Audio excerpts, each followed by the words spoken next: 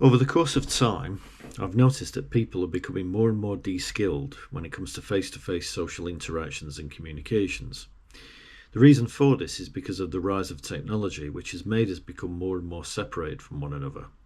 Although this trend probably began hundreds of years ago when people began writing letters, and it was then further progressed with the creation of the telephone, which, unlike the letter, enabled us to have real-time conversations but without the other person being in the room.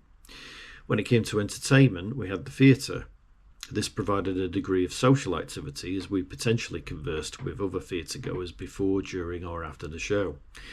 When the cinema came along, there was a time when this almost killed off the theatre.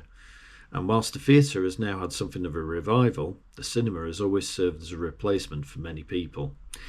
This was, however, still a social endeavour. We could go to the cinema with our family and friends, but we were probably less likely to talk to other people that were attending.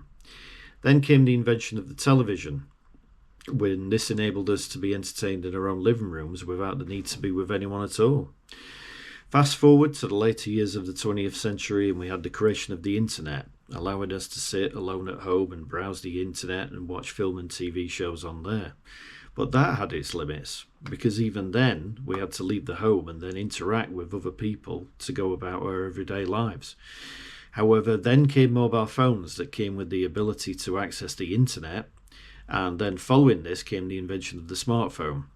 Now people communicate more often than they ever have done in the written form, in email, text, Facebook Messenger and WhatsApp messages, and they communicate remotely via their phones. This means that we are able to be more connected with people than what we ever have done ever before, yet at the same time, we are also more disconnected from people, as being glued to our phones then serves as a barrier to communicating with those who are physically around us. The increase in our electronic devices in our global society ensures that generations of human beings are being born who are growing up with their brains developing in a way in which they become hardwired to be more proficient in operating items of technology than actually communicating with other human beings in anything other than words on a screen. As a result of this, people of the future will be more socially awkward than previous generations, with stilted abilities to communicate with one another beyond the realms of the screen. And this is something that I'm witnessing already.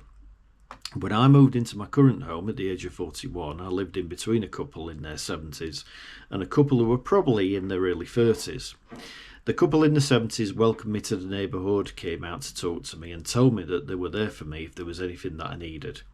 Not only that, but they actively came out to chat whenever they saw me.